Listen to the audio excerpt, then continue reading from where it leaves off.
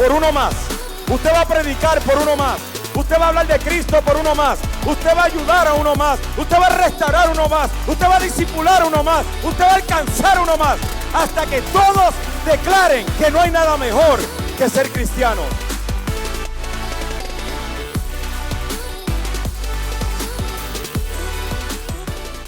Vamos a seguir en esta serie de mensajes, Dios es. Y el día de hoy vamos a estar hablando acerca de la soberanía de Dios. Para mí, la soberanía de Dios es el atributo más importante de los atributos de Dios. Mire, si usted logra apreciar la soberanía de Dios, va a cambiar su mentalidad, va a cambiar su vida, va a cambiar todo acerca de nosotros y acerca de usted. Nada en su vida cobrará sentido hasta que usted no entienda la soberanía de Dios. Y hoy, les voy a ser honesto, es el mensaje más corto de esta serie. No por falta de esencia, pero cuando comencé a desarrollar este mensaje, entendí que para hablar de la soberanía de Dios tenemos que hacer una serie de mensajes y con todo eso nos quedamos cortos. Es sumamente importante que usted vea a Dios desde su soberanía. Eso es sumamente importante. Ahora, ¿qué significa la soberanía de Dios? La soberanía de Dios se refiere a que Dios tiene el total y absoluto control y gobierno de todas las cosas. Escuche bien, el total y absoluto control de todas las cosas, incluyendo la creación. Significa que todo lo que sucede está bajo el control de Dios. Que es Dios quien determina todas las cosas. Es Dios quien gobierna todas las cosas. Y si yo lo pudiera decir de una manera más sencilla, para que podamos entrar en materia, o sea, si le doy la versión de Richard Martínez y de decirlo de una manera más clara y sencilla, es que Dios hace lo que Él quiere, como Él quiere, cuando quiere y porque Él quiere. Esa es la versión moderada de Richard Martínez. La versión real de Richard Martínez es: Dios hace lo que le da la gana, como le da la gana, porque le da la gana y cuando a Él le da la gana. Esa es la mejor interpretación de la soberanía de Dios que usted pueda tener. Ahora mire lo que dice el Salmo 24, 1 y 2. Y recuerde que le estamos motivando que usted traiga su Biblia y lea su Biblia. Salmo 24, versículos 1 y 2.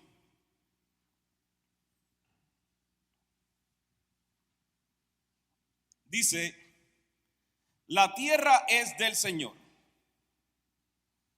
y todo lo que hay en ella, el mundo y todos sus habitantes le pertenecen. Diga conmigo, le pertenecen.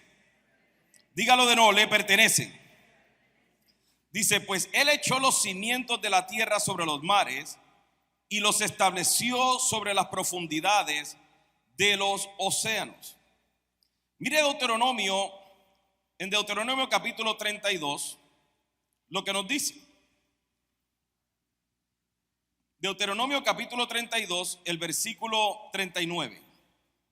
Y márquelo en su Biblia para que nunca se olvide. Dice: miren, ahora mismo miren ahora, yo mismo soy Dios. No hay otro Dios aparte de mí. Yo soy el que mata y el que da vida. Soy el que hiere y el que sana. Nadie puede ser librado de mi mano poderosa.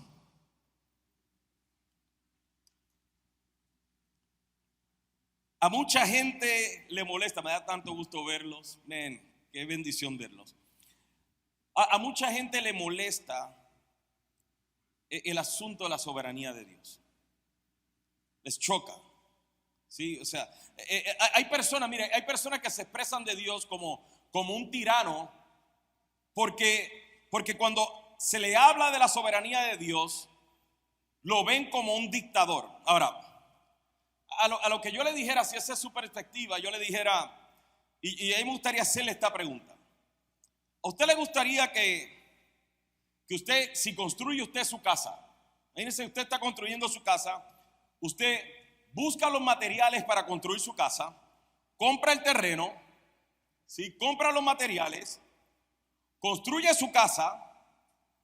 ¿Le gustaría ahora que yo fuera a su casa y le dijera de qué color pintarla?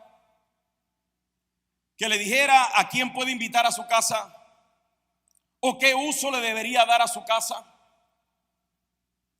o cómo debe decorarla.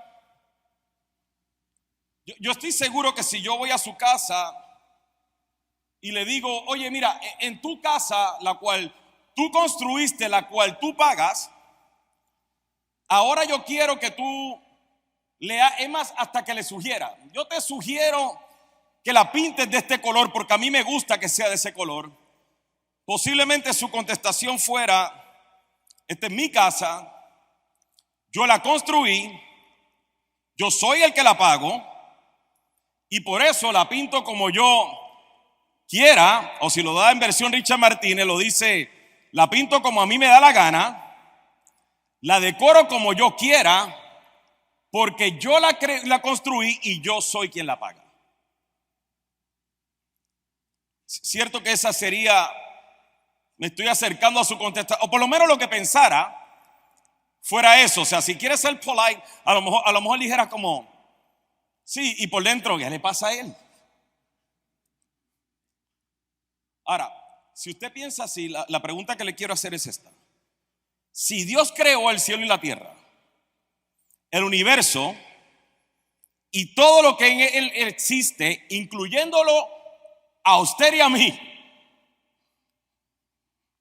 ¿cuánto menos podemos nosotros considerar que Dios es injusto porque Dios hace como Él quiere, cuando Él quiere, porque Él quiere y como quiere? Escuche, con la creación que Él creó y que sustenta hasta el día de hoy. ¿Por qué nosotros nos sentimos de verdad que nosotros le podemos decir a Dios cómo es que Dios tiene que hacer las cosas cuando fuimos creados por Dios, cuando todo fue creado por Dios, y ahora nosotros tenemos la arrogancia de pensar que le podemos decir a Dios cómo hacer las cosas? Dios no está sujeto a nada ni a nadie. Nadie puede influenciarlo, nada lo toma por sorpresa, nada frustra sus planes, porque nada ocurre si Dios así no lo determina. En Isaías capítulo 46,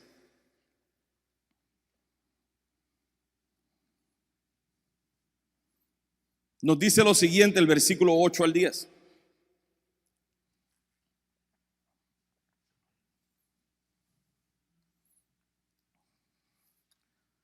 Las próximas 3 escrituras que voy a hablar, todas están en Isaías, así que deje ahí abierto.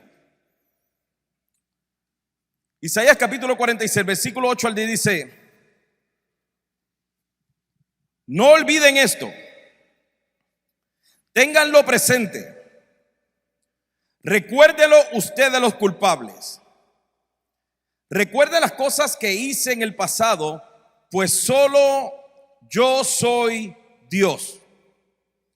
Yo soy Dios y no hay otro como yo.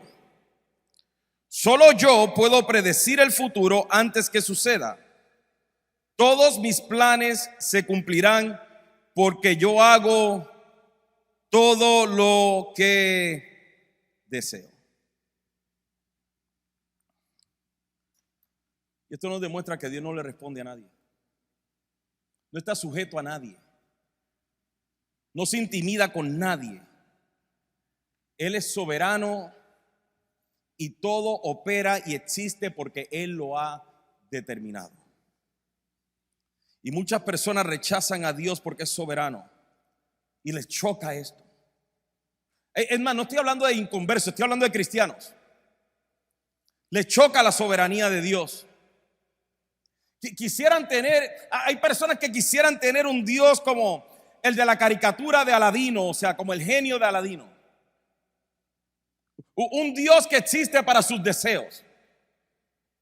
Un Dios que existe para, ¿qué quieres que te haga, mi Señor? Pues yo quiero que me aprueben el carro. Ahí va. Y ahora, ¿qué nuevo deseo quieres? Yo quiero que me den la casa. Ahí va. No quiero sufrir. Ahí va. Arregla mi matrimonio. Ahí va. Arregla mi vida. Ahí va. Quiero que me sanes. Ahí va. Y no es que Dios no pueda hacer todas estas cosas, pero muchos de nosotros, la mentalidad que tenemos es que Dios existe para nosotros y no que nosotros existimos por Dios. Y lo que queremos es hacer de este Dios soberano un Dios gobernable, en el cual hace como nosotros queremos, en el cual existe para librarnos de todos los problemas que nosotros mismos nos metemos.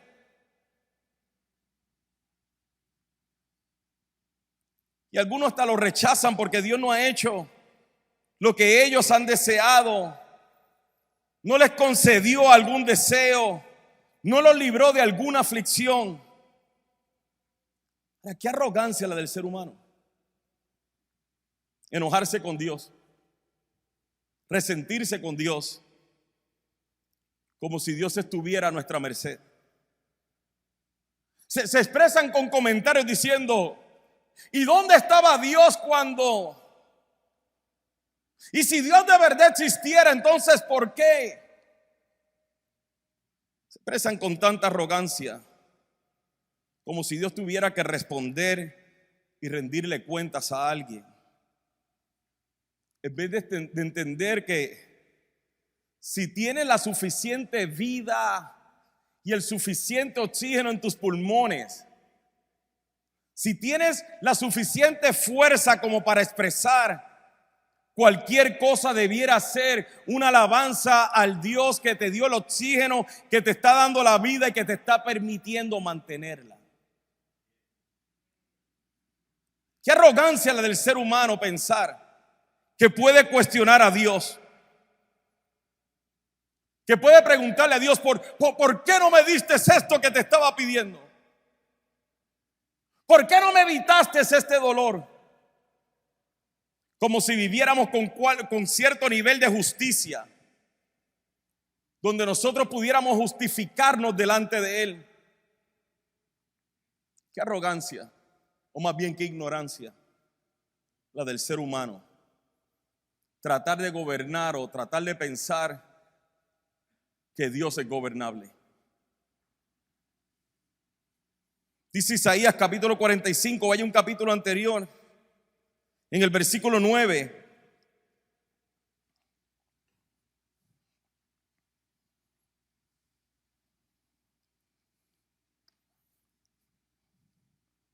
Dice: ¿qué aflicción les espera a los que discuten con su Creador? ¿Qué aflicción les espera a los que discuten con su Creador? ¿Acaso discute la olla de barro con su hacedor? ¿Reprocha el barro al que le da forma diciéndole: detente, lo estás haciendo mal? ¿Exclama la olla: qué torpe eres? Qué terrible sería si un recién nacido le dijera a su padre: ¿por qué nací? O le dijera a su madre: ¿por qué me hiciste así? Esto dice el Señor, el Santo de Israel. Y mire cómo dice: tú, Creador, ¿pones en tela de juicio lo que yo hago, lo que hago por mis hijos? ¿Acaso me das órdenes acerca de la obra de mis manos? Yo soy el que hizo la tierra y creó la gente para que viviera en ella. Con mis manos extendí los cielos. Todas las estrellas están a mis órdenes. Qué arrogancia la del ser humano. Expresarse de parte de Dios o expresarse hacia Dios con tal arrogancia, donde pensamos que podemos venir y decir qué es lo que Dios hizo o no hizo, qué hizo bien o qué no hizo bien, qué cumplió en mi vida, qué no cumplió, qué me ayudó, qué no me ayudó. Y el Señor dice: para esas personas que no conocen mi soberanía, que no entienden mi soberanía, les espera una gran aflicción. Y dice: ¿tú crees que el barro? O sea, mire a qué nivel nos está poniendo Dios para que entendamos. El barro no puede hablar. El barro no le puede decir a su hacedor: me estás haciendo mal. ¿Cuánto menos nosotros podemos decirle al Dios soberano qué es lo que está haciendo bien o qué es lo que está haciendo mal? Usted ve todo lo que está pasando en nuestra sociedad en este tiempo, con todo este asunto de género. ¿Qué usted cree que está pasando? Oh, déjalos como quieras. Sí, déjalos como quieras, es tu problema. Pero ¿qué usted cree de verdad que es lo que está pasando? Que la humanidad está buscando cómo rebelarse contra Dios. El Dios perfecto le hace hombre o le hace mujer, pero ahora el hombre quiere decir: Dios se equivocó, me dio un cuerpo de hombre, sentimientos de mujer. Ahora yo determino, porque yo soy dueño de mi propia vida, y determino qué voy a hacer. Con este asunto del aborto, es Dios, leímos ya, es Dios quien único da vida y es Dios quien único la puede quitar. Pero ahora yo determino que esto es un estorbo para mí. Ahora le pongo un nombre que no se llame asesinato, para encontrar una razón justificable para decirle a Dios que se equivocó a la hora de venir y poner vida en mi vientre. Vamos a matarlo. ¿Qué aflicción les espera a los que discuten con su creador? Sin embargo, si el mundo entendiera que es gracias a la soberanía de Dios que usted y yo podemos disfrutar de todo lo que disfrutamos, que si yo vivo hoy es gracias a la soberanía de Dios, que si tengo una familia es gracias a la soberanía de Dios, que si usted tuvo para comer o va a salir de aquí a comer es gracias a la soberanía de Dios, que lo que eres, lo que logres, lo que disfrutas, lo que amas es gracias a la soberanía de Dios. La soberanía de Dios debe producir en nosotros un gozo impresionante. Porque si creemos que Dios es soberano, entonces sabemos, escuche, que nada acontece en nuestras vidas si no es por la orden de Dios. Que una hoja no cae de un árbol si Dios así no lo ordena.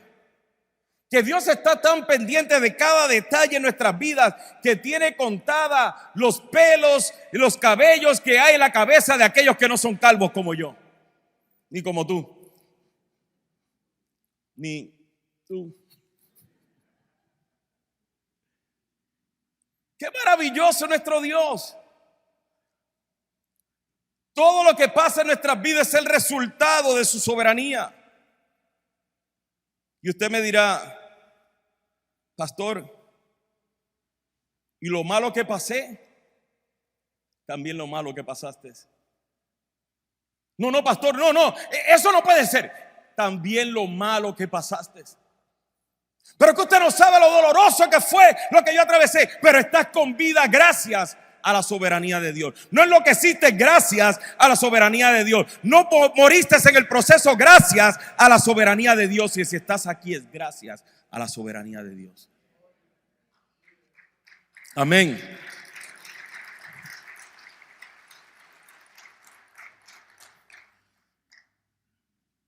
Y la verdad del caso, una de las cosas más maravillosas de la soberanía de Dios es que usted y yo se supone que estuviéramos muertos y condenados al infierno. Porque nuestros pecados, la paga de nuestros pecados no solamente es la muerte, sino la condenación eterna. ¿Y quiere ver qué hizo Dios en su soberanía? Vaya a Isaías 53.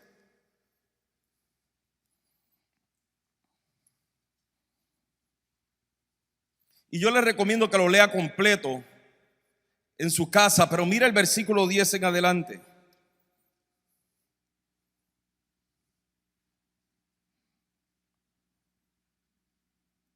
Isaías 53, versículo 10.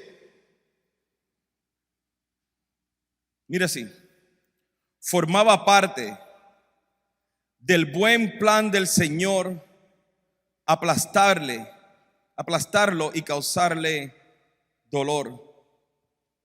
Sin embargo, cuando su vida sea entregada en ofrenda por el pecado, tendrá muchos descendientes, disfrutará de una larga vida, y en sus manos el buen plan del Señor prosperará. Cuando vea todo lo que se logró mediante su angustia, quedará satisfecho, y a causa de lo que sufrió, mi siervo justo hará posible que muchos sean contados entre los justos, porque él cargará con todos los pecados de ellos. Yo le rendiré honores de un soldado victorioso, porque se expuso a la muerte, fue contado entre los rebeldes, cargó con los pecados de muchos e intercedió por los transgresores. Y aquí no está hablando del sacrificio del Cordero, de Jesús por nuestros pecados. Nos dice Isaías 53 que el herido fue por nuestra rebelión, el molido fue por nuestros pecados, que el castigo de nuestra paz fue sobre él. Pero mire cómo dice. Escucha, no lo crucificó los romanos, no ordenó su muerte y su crucifixión los judíos ni los fariseos. Aquí te dice quién ordenó que Jesús muriera de la manera en la que murió y por qué lo ordenó. Te dice que formaba parte del buen plan del Señor, del soberano Dios, aplastarlo y causarle dolor. Cada latigazo que Jesús recibió en su cuerpo fue ordenado por Dios. Cada espina que fue enterrada en su cráneo fue ordenada por Dios. Cada humillación que se levantó contra él fue ordenado por Dios. Cada clavo que traspasó su cuerpo fue ordenado por Dios. Formaba parte del buen plan del Señor, aplastarle y causarle dolor. Que su vida fuera entregada por el pecado. Entonces, escuche, porque ¿sabe cuál es el problema? Que nosotros apreciamos la soberanía de Dios cuando todo nos va bien. Oh, qué bueno es Dios cuando todo va bien, pero rechazamos la soberanía de Dios cuando nos toca sufrir. Yo quiero que tú entiendas esto. Cuando tú entiendes la soberanía de Dios, tú entiendes de que la vida no se trata de que en esta esquina Satanás y en esta otra Dios soberano a pelear. El diablo nunca ha sido un reto para Dios. Nunca lo ha sido. Esto no es que está ahí el diablo ahora y Cristo ahí y peleando por ti. Ya él fue derrotado en la cruz del Calvario. Ya él fue derrotado. Él había sido derrotado ya.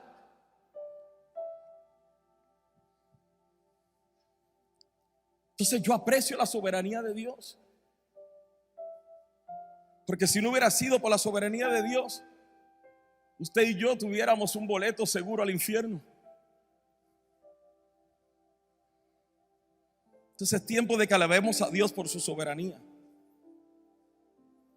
Porque fue por la soberanía de Dios que Adán y Eva, cuando pecaron, Dios, en vez de quitarle la vida, mató un animal y los cubrió con las pieles de animales para no matarlos. Fue gracias a la soberanía de Dios que Abraham pudo ver su promesa cumplida de tener un hijo a los 99 años. Fue gracias a la soberanía de Dios que cuando los hermanos de José lo vendieron como esclavo y lo trataron de matar, no pudieron matarlo y luego lo vendieron como esclavos. Y gracias a la soberanía de Dios, Dios cumplió en la vida de José todo lo que le dijo que haría con él. Fue gracias a la soberanía de Dios que Dios usó a un hombre llamado Moisés para sacar a su pueblo de la esclavitud.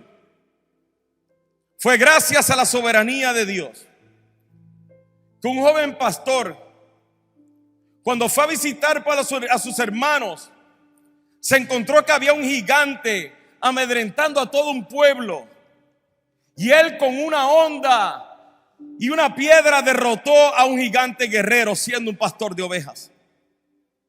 Fue gracias a la soberanía de Dios que los 3 jóvenes hebreos, cuando no se postraron delante de la estatua de Nabucodonosor y fueron echados en el horno de fuego, no se quemaron sus cabellos, ni tan siquiera su ropa olía a humo. Fue gracias a la soberanía de Dios que cuando Daniel fue echado en el foso de los leones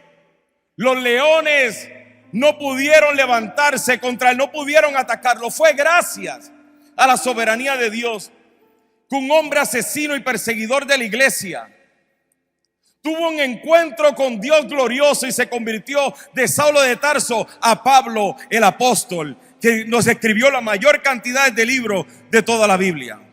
Fue gracias a la soberanía de Dios que a los discípulos que temían y estaban encerrados por miedo a los judíos y a los romanos, ahora se convirtieron en los apóstoles, que aunque los encarcelaban, los apedreaban, los azotaban, ellos salían a predicar el evangelio. Fue gracias a la soberanía de Dios que Dios tomó forma de hombre y, estando en la condición de hombre, decidió morir en la cruz por tus pecados y los míos.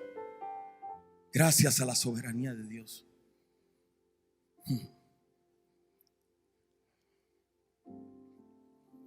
Pero también fue gracias a la soberanía de Dios que un joven drogadicto y traficante no lo mataron, no murió de una sobredosis. Fue gracias a la soberanía de Dios que ese joven, ahora siendo hombre y estando en adulterio, Jesús llegó a su vida y transformó toda su vida y lo salvó cuando nadie daba 2 centavos por él. Fue gracias a la soberanía de Dios que no solamente salvó su vida, sino que restauró su matrimonio. Fue gracias a esa misma soberanía de Dios que no solamente restauró su matrimonio después del adulterio, sino que también restauró la vida y el corazón de sus hijos. Porque fue gracias a la soberanía de Dios que toda la familia fue restaurada. Fue gracias a la soberanía de Dios que este mismo joven que era drogadicto, era traficante, que era un adúltero, que Dios lo alcanzó mientras estaba en adulterio, que estaba por divorciarse cuando Cristo llegó a su vida, que ahora Cristo lo regresa a la casa y ahora transforma su matrimonio, transforma su corazón, le da amor para su esposa, transforma el corazón de sus hijos y ahora lo convierte en un predicador del evangelio. Gracias a la soberanía de Dios que esa misma persona está parada delante de usted hoy. Todo gracias a la soberanía de Dios. Solo gracias a la soberanía de Dios. Sí, amado, yo amo la soberanía de Dios. Yo la amo. Porque mientras muchos ven la soberanía de Dios como algo negativo, yo veo como lo mejor que ha pasado en mi vida. Qué bueno que Dios hace lo que le da la gana, como le da la gana, cuando le da la gana y porque le da la gana. Por eso tenemos que vivir agradecidos a la soberanía de Dios. Es gracias a la soberanía de Dios que vemos en Romanos 8:35 al 39, que nos dice: ¿Acaso hay algo que pueda separarnos del amor de Cristo? ¿Será que Él ya no nos ama si tenemos problemas o aflicciones? Si somos perseguidos o pasamos hambre, o estamos en la miseria o en peligro o bajo amenaza de muerte. Como dice las Escrituras: por tu causa nos matan cada día, nos tratan como ovejas de matadero. Claro que no. A pesar de todas estas cosas, nuestra victoria es absoluta por medio de Cristo, quien nos amó. Y mira qué maravillosa es la soberanía de Dios, que el apóstol dice: y estoy convencido de que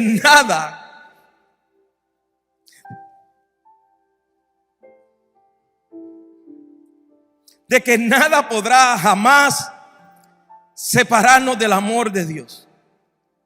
Ni la muerte, ni la vida, ni ángeles, ni demonios, ni temores de hoy, ni nuestras preocupaciones de mañana, ni siquiera los poderes del infierno pueden separarnos del amor de Dios.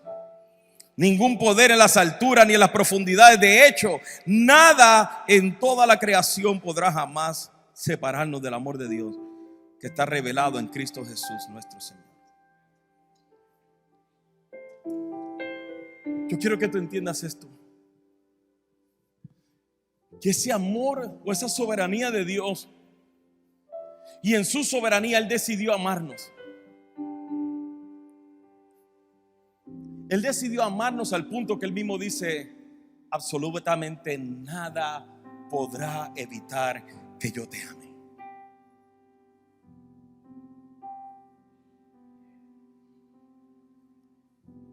¿Tú entiendes lo que significa esto? Que Dios te ama de una manera tan impresionante que ni aún el mismo infierno puede hacer lo que Él deje de amarte. Es más, ¿quiere que te diga algo? Ni tus pecados pueden hacer que Dios deje de amarte. Por eso es que hay gente que se limita a venir a Dios, porque están pensando que Dios no puede amarles por sus pecados. Y si tú supieras que tú estás aquí hoy gracias a la soberanía de Dios, para que entendieras cuánto Él te ama, que Él no está esperando a que tú cambies para que vengas a Él, sino que Él quiere que tú vengas a Él así como eres y así como estás, para que por medio de su amor tu vida sea transformada. Y usted dirá: es que no puedo, tengo muchos pecados, he cometido muchas cosas. Exacto, tú estás pensando en ti, pero cuando piensas en el Dios soberano que decidió amarte, que te despertó esta mañana, no fue que te invitaron, fue que te despertó esta mañana. Él mismo te trajo, Él mismo te está hablando al corazón, porque Él te ama. La soberanía de Dios es maravillosa. Cierra tus ojos, por favor. Cierra tus ojos.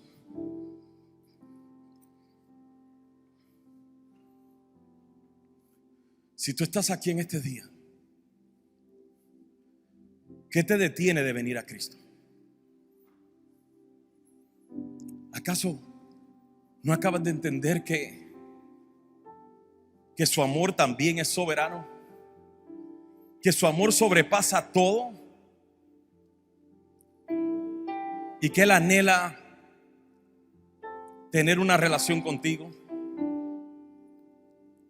que Él anhela que seas salvo y que tu vida sea bendecida, edificada, restaurada, transformada.